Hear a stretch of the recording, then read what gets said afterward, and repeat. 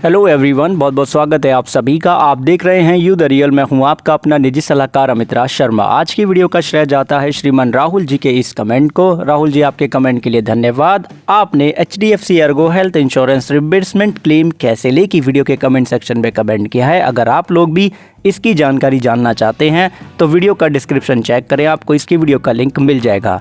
इसी के साथ आप हमें कमेंट सेक्शन में बताएं कि आप अगली वीडियो किस टॉपिक पे चाहते हैं या किस प्लान के बारे में जानना चाहते हैं। इसके लिए हमारे साथ जुड़े रहें, वीडियो को लाइक करें और चैनल को सब्सक्राइब करके ऑल नोटिफिकेशन बेल को ऑन करें। जैसा कि इन्होंने कमेंट सेक्शन में लिखा तो उसी के आधार पे वीडियो है। तो सबसे पहले फॉर्म में आपको मेंशन करना है बीमा धारक का नाम, पॉलिसी नंबर और उसी के साथ में सर्टिफिकेशन नंबर अगर है तो। उसके बाद में जो नेक्स्ट कॉलम है वो जो क्लेम करेंगे उनको फिल करना है, यानी कि पेशेंट का नाम आ जाएगा जैसा कि आप देख रहे हैं। फिर ऑक्यूपेशन बताना होगा, डेट ऑफ बर्थ बताना होगा और वर्तमान समय में जो आयु है वो भी बतानी होगी।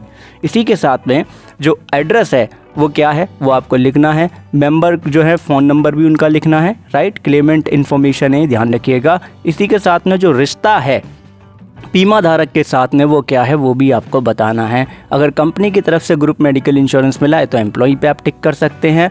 Either spouse, dependent children, dependent mother, dependent father, जो भी आपका रिलेशन है आपको यहाँ पे मेंशन करना होगा।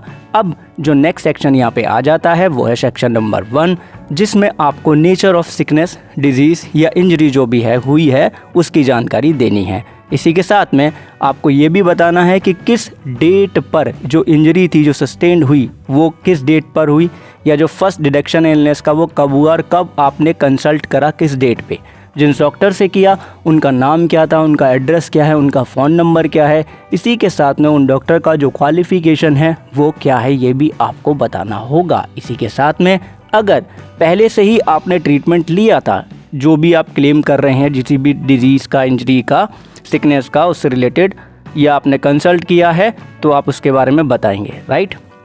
और जिस डॉक्टर से आपने कंसल्ट किया था उनका भी नाम, एड्रेस, फ़ोन नंबर, क्वालिफ़िकेशन और डेट भी आपको यहाँ पे मेंशन करनी होगी। अब आएगी बात यहाँ पे सेक्शन नंबर 3 की। सेक्शन नंबर 3 में आपको जानकारी दे देनी है यहाँ पर कि आपने क्या किसी और अदर इंश्योरेंस कंपनी से भी क्लेम किया है हॉस्पिटलाइजेशन या सर्जरी से संबंधित। यस या नो में आंसर देंगे। अगर यस होगा तो इंश्योरेंस कंपनी का नाम लिखेंगे, पॉलिसी नंबर आप वहाँ पे मेंशन करेंगे, राइट। और इसी के साथ में आप ये भी बताएंगे कि जो हॉस्पिटलाइजेशन सर्जरी था क्या वो एक्सीडेंट के चलते है, वो भी आपको बताना है। अगर एक्सीडेंट के चलते है तो जिस स्थान पे, जिस जगह पे एक्सीडेंट हुआ है उसका नाम, किस दिनांक पे, किस डेट पे हुआ, किस तारीख पे हुआ उसका नाम, उस डेट को आप लिखेंगे। हॉस्पिटलाइजेशन की डिटेल आपको कंप्लीट लिखनी होगी। नेम ऑफ हॉस्पिटल लिखना होगा। अगर नर्सिंग होम में एडमिट हुए तो नर्सिंग होम की आपको डिटेल लिखनी होगी। उसका कंप्लीट एड्रेस भी आपको लिखना होगा। डेट ऑफ एडमिशन और डिस्चार्ज भी आपको लिखना होगा, जिस डेट पे या जिस तारीख पे डिस्चार्ज हुए। ये सारी जानकारी आपको डिस्चार्ज समरी या डिस्चार्ज कार्ड में मिल जाती है, जो कि आपको ध्यानपूर्वक हॉस्पिटल या नर्सिंग होम से डिस्चार्ज होते हुए उनसे लेनी ही होगी। इसके बिना आपका काम नहीं बनता है। अब जो अगला सेक्शन है वहाँ पे आपको क्लेम काउंटम, यानी कि जो क्लेम का अमाउंट है उसका जानकारी देना है, बताना है कम्प्लीटली किस डेट पे कितने कितने चीज़ों के लिए कितना कितना बिल बना और जो बिल बना वो किन के द्वारा बना और अमाउंट क्या था, और एंड में आपको टोटल अमाउंट बताना है। इसी के साथ में डॉक्यूमेंट क्या क्या आप सबमिट कर रहे हैं उसकी भी जानकारी देनी ही होगी आपको। जैसा कि आप देख सकते हैं, in support of above claim I enclose the following original document please check, right.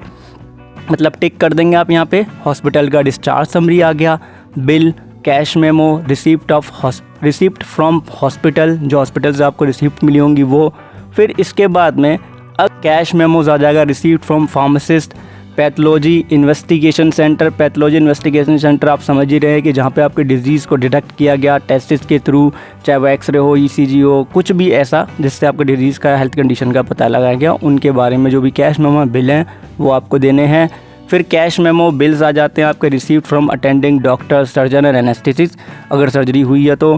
फिर आपको जो प्रिस्क्रिप्शन दिया गया है डॉक्टर्स की तरफ से वो फिजियोलॉजी की जो फिजियोलॉजिकल जो टेस्ट हुए हैं, हॉस्पिटलाइजेशन है, सर्जरी है या फिजियोथेरेपी है, वो उनसे संबंधित आपको डॉक्यूमेंट देने हैं। एक्सीडेंटल केस होगा तो आपको पता है कि FIR लगेगी, फाइनल रिपोर्ट लगेगी, वो सारे डॉक्यूमेंट भी आपको देने होंगे। उसके बाद में आपको डिक्लेरेशन देना होगा, डेट, प्लेस, डेट प्लेस तो आपको पता है, जहाँ पे आप फॉर्म सबमिट कर रहे होंगे वो उस टाइम की डेट आ जाएगी, प्लेस आ जाएगा वो ब्रांच, और इसी के साथ में जो पेशेंट्स हैं उनके सिग्नेचर भी फॉर्म पर आ जाएंगे।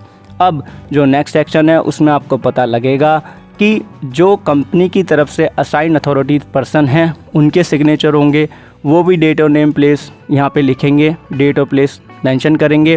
फिर इसके बाद में जो फिजिशियंस हैं जिनसे बीमा धारक का या पेशेंट का इलाज चला था, उनका नाम, एड्रेस, कंप्लीट डिटेल लिखी जाएगी।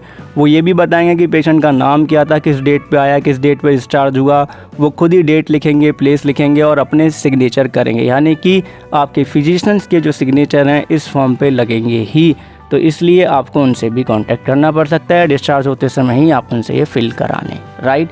अब बात आती है कि क्लेम अमाउंट आप कैसे लेना चाहेंगे। तो उस सेक्शन में भी आपको बीमित व्यक्ति का नाम, policy number, claim number, beneficiary कौन है उनका भी आपको नाम लिखना होगा। अगर सेम ही है तो सेम लिख दीजिएगा, राइट। आइदर अलग अलग होंगे तो अलग अलग आप लिख दीजिएगा। फिर आता है मोड ऑफ पेमेंट, आप कैसे लेते हैं, चेक लेना चाहते हैं या फ़ंड ट्रांसफ़र लेना चाहते हैं, दोनों ही ऑप्शंस अवेलेबल है। फ़ंड ट्रांसफ़र लेंगे तो ऑब्वियस सी बात है कि आपको बैंक डिटेल देनी होगी, बैंक का नेम आपको बताना होगा, अकाउंट नंबर बताना होगा, ब्रांच क्या है वो बतानी होगी, IFSC कोड का डिटेल आपको देना ही होगा, रजिस्टर्ड ईमेल एड्रेस आपको बताना ही होगा। कैंसिल चेक अगर आप देंगे तो वो ज़्यादा सही रहता है पासबुक से, उससे प्रोसेस ईजी हो जाता है।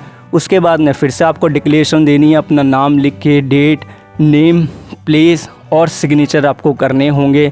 तो ध्यानपूर्वक फॉर्म को समझ के ही फिल करना है, आइदर इश्यूज़ हो सकते हैं, राइट। अब आके अगर आप क्रॉस चेक करना चाहते हैं मेरे द्वारा बताई गई सारी जानकारी को, तो जो PDF है वो आपको टेलीग्राम चैनल पे मिल जाएगी और वीडियो के डिस्क्रिप्शन में लिंक मिल जाएगा। आपने कमेंट सेक्शन में कमेंट किया और वीडियो को अंत तक धैर्यपूर्वक देखा, उसके लिए आपका बहुत बहुत धन्यवाद। एक चीज़ खुद भी समझें, दूसरों को भी समझाएं कि इंश्योरेंस एक प्रोटेक्शन है, प्रोटेक्शन कभी अधूरी नहीं लेते हैं और बीमा लेने से पहले सारी टर्म्स एंड कंडीशन चेक करना अनिवार्य होता है। इससे आपको सुगमता रहती है। अपना ध्यान रखिएगा। बहुत बहुत धन्यवाद।